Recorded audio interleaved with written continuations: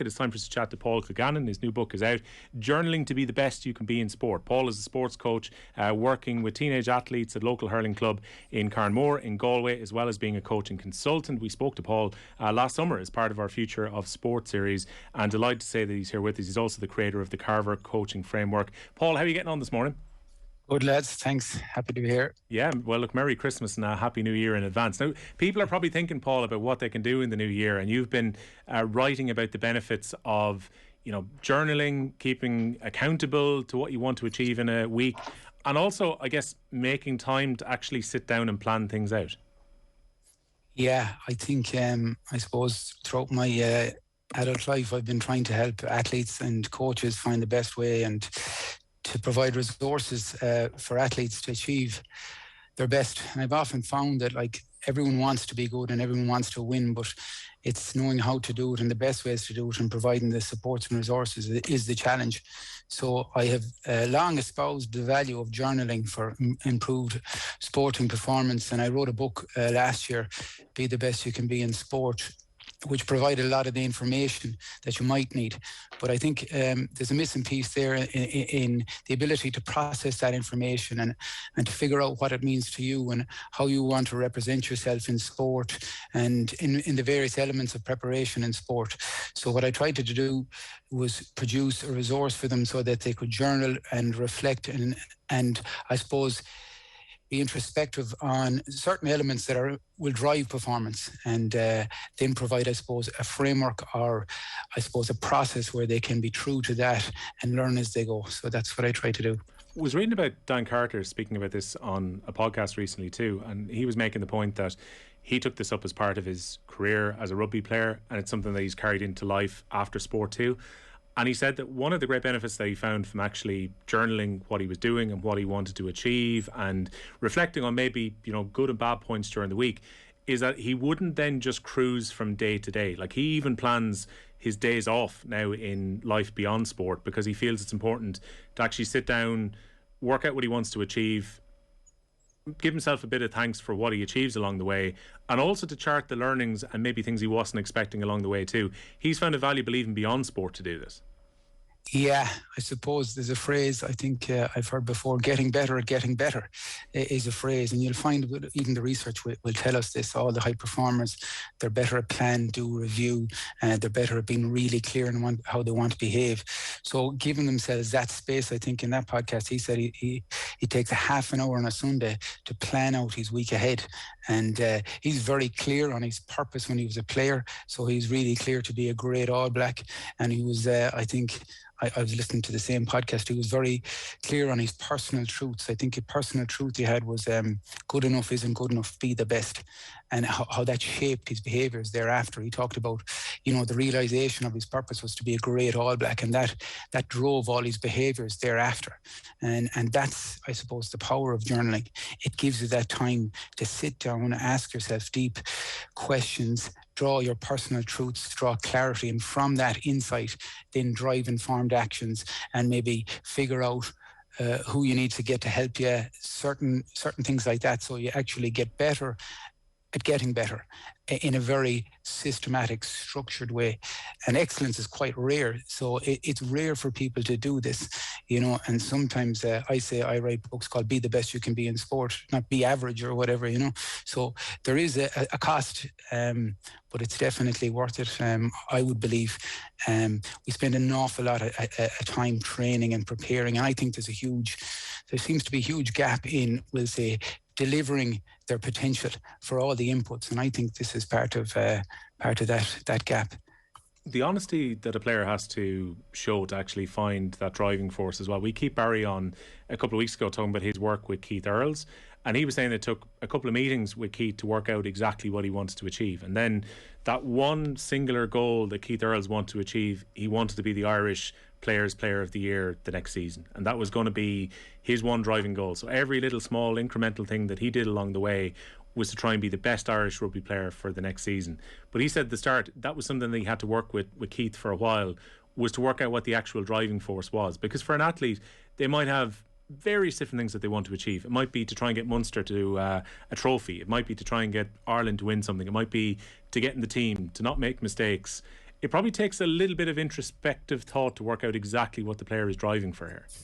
Yeah, well, I think, good thinking requires time, and we're time poor a lot of the time because there's so much information and context shifting coming at us all the time. So that's what journaling provides. It provides that time, that golden time to sit down and to gather your thoughts and then review them and keep reviewing them and refining them. And that's, as far as I can see, through 20 years of dealing with all athletes of all ages, all abilities, that's what I see as the missing part. They don't, I suppose, there's a phrase, know me, be me, stay me. And to be yourself, you have to know yourself. And then to stay yourself under pressure and stress in competition, you have to really know yourself. So you will find that an awful lot of the high performers it'll sound really, really simple. But I think simplicity is the highest form of complexity. So they have simplified it and not oversimplified it, which some people confuse it by, but they have simplified it through so much process of self-reflection. Now, a lot of these professional athletes have professional supports to help them get there to that deep meaning. I have heard a performance psychologist who says, I spent the first 2 years working with an athlete on identity. And then performance is just expressing that identity, in a cool, collected way, because you know yourself so well, and that the performance arena isn't a place for anxiety. It's a place for, I suppose, enjoyment. And if you go back to Dan Carter, the last phrase he would write in his journal before performance was enjoy. And I think sometimes we look at that superficially. We don't look at it at a deep enough level. It's that my understanding of it would be because a lot of people throw that out, just enjoy it. But how can you enjoy it if you're poorly prepared? How can you enjoy it if you're under stress, anxious? You can't. So the enjoyment only comes from the preparation and then looking forward to presenting this preparation at a high level. Something I thought was very interesting about Carter too, Paul, was that he mentioned the fact that he also had to try and plan for the bits of his week which were away from sport too, because he was pointing out that maybe 4 or 5 days he's got gym program, he's taken on all this information from coaches along the way, doing his individual bits of training as well, and the focus is hugely on rugby for the vast majority of his week. But he also had to kind of allocate space where he could think about not playing the game and also to be able to enjoy life a bit away from it too. I guess finding that balance is probably important if you're doing your journaling and actually planning out your week as well. Yeah. So sometimes they call that athletic identity foreclosure, where you just look at yourself as completely just as an athlete and no other parts of your life are developed. And really it's a narrow lens to look at. So I think a lot of the All Blacks and Carter particularly, they're very clear on that. This is a small part, but a really important part of who we are. So if you look at the way I set up the journal, I put there's a 9-day This Is Me challenge to begin with. So there's eight topics I've asked them to journal for 30 minutes on. The first one is what sport means to me. So understanding the why, understanding what you want to achieve from it, what it means to yourself, those around you. And then we move into self-identity and personal truths. And in that identity piece, we look at the different roles and, being maybe a husband, being a son, being an employee, being a student, all the different roles. And then we look at the truths for life, or what you know for sure. And then day 3 moves on to character and values, and creating kind of personal mission statements about how you want to behave. And then day 4 looks at, I'm trying to look at the whole gambit of performance, what type of teammate you want to be, and what are acceptable and unacceptable behaviours for a teammate, getting real clarity there. And then day 5, we go on to kind of your ability to learn, coachability, and the learner's mindset. And I suppose being that student of the game and that student of performance, that learning piece. Then 6, we talk about application to training.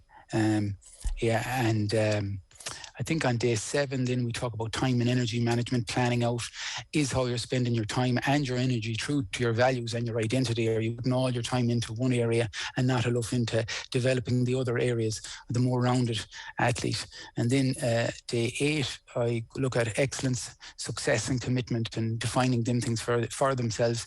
And then on day 9, we summarize the whole 8 days of 30 minutes a day, which is tough. I understand that.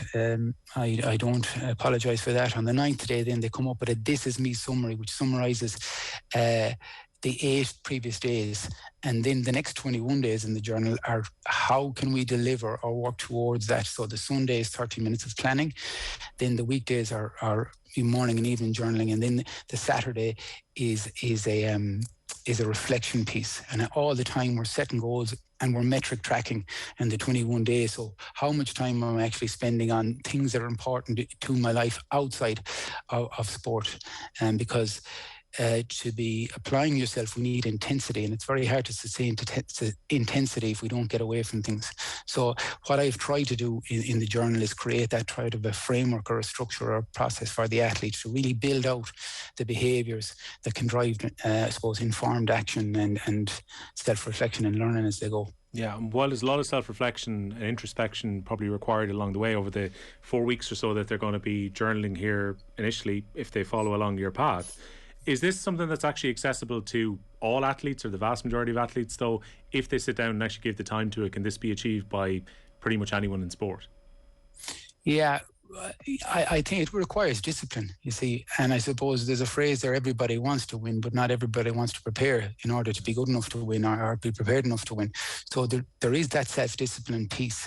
And all too often, I think we undervalue excellence, or we undervalue craft and things like that. So everyone can try, and I really hope everyone has the capacities to do it. It won't suit everyone at certain stages of their life and that things, but it's there for everyone. Performance is always available. Performance is always available for everyone. So I try to make resources that would be suitable for a professional and someone who mightn't, be obsessed by this. So I would like to think it's doable for everybody. I would like to think it's a tool that can be used by many, and I would like to think that it's a tool that can help everyone. That would be my hope anyways. And I would imagine as well, Paul, if you get into this journey, and particularly if you get over the first 8 or 9 days and you've set out your goals and you've written all this down, you're in all likelihood probably going to follow through for the 3 weeks that go, because you've already invested so much, you've already written this down, you've already made yourself accountable. You're probably going to follow on with the process more than if you weren't actually writing this down. It's very easy if we're not to do what Carter said and to just kind of cruise. You could go, well, look, I did a week or so and I put all these goals down. I'm going to try and achieve as many as I possibly can. But when you've actually journaled to that point, you're probably more likely to follow on in the following weeks if you've started the process. Yeah, that would be the hope. Yeah, I think what I'm trying to do in this is give a deep dive into it. Obviously, day-to-day journaling for an athlete isn't as complex as that, but I think they say 2 smart Latin hybrid. A good start is really important. So that's what I try to do, front loaded at the start, and then it's almost about kind of topping it up as they go along and tilting it and turning it. But there is an investment at the start, yeah, for sure. I don't apologize for that. I think if we look at the amount of time we spend and we have to get our priorities right, the amount of time we're spending on the pitch, the amount of time athletes are spending in the gym, and then to think that it would be, a lot to ask 10 or 15 minutes of sitting down and planning and thinking about it. I don't think it's a big gap to think that that's a wise decision to make. Well, look, the book is Journaling to be the Best You Can Be in Sport. It's written by Paul Kilgannon. Paul, thanks a million for joining us here on OTB AM. Thanks, guys. Yeah, and just to end there, it's available on carvercoachingframework.com, and we have a coupon code there for OTB10 for anyone who wants to buy it. It's OTB10. It's a discount. So thanks, guys. There you go. No excuse to get it a bit cheaper for Christmas. Thanks, Paul. Thank you. Bye-bye.